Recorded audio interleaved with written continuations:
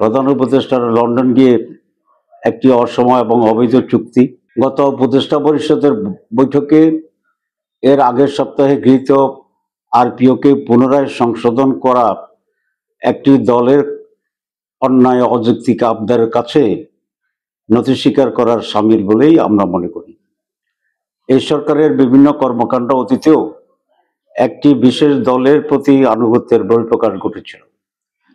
প্রধান উপদেষ্টার লন্ডন গিয়ে একটি অসময় এবং অবৈধ চুক্তি, একটি দলের চাপে নির্বাচনের রোডম্যাপ ঘোষণা এবং সর্বশেষ একই উপদেষ্টা পরিষদে গৃহীত একটি দাবি, আরেকটি দল যখন এটার সাথে দ্বিমত পোষণ করেছে, বিভিন্ন রাজনৈতিক দলের মার্কা ব্যবহারের বিষয়তে আবার সেটাকে গত পরিষদের বৈঠকে পুনরায় পুনর্বিবেচনার নামে দলের প্রতি যে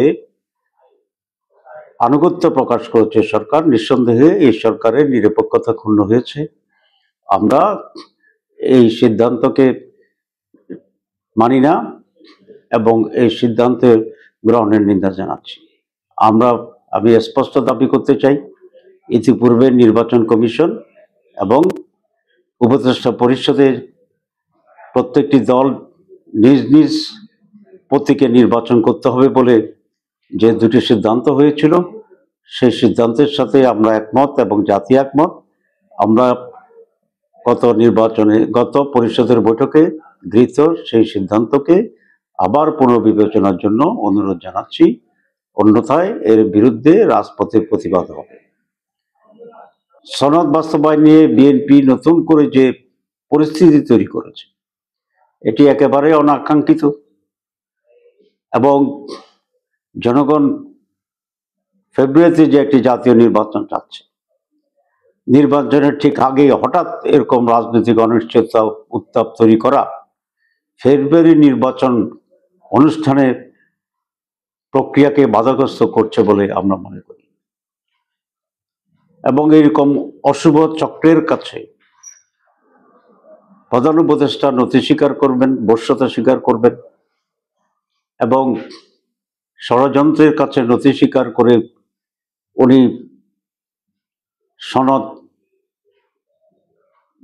আইনি ভিত্তি দেওয়ার ক্ষেত্রে পিছিয়ে যাবেন, এটা আমরা আশা করি না।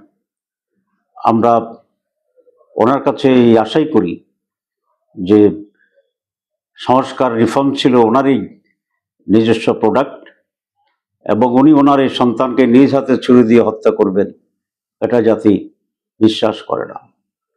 আর যদি এটাই প্রধান উপদেষ্টা করেন, তাহলে এটা জাতির সাথে যে ওয়াদা উনি করেছিলেন, সেই ওয়াদার উনি ভঙ্গ এবং খেলাপ করবেন বলেই জাতি মনে করবে।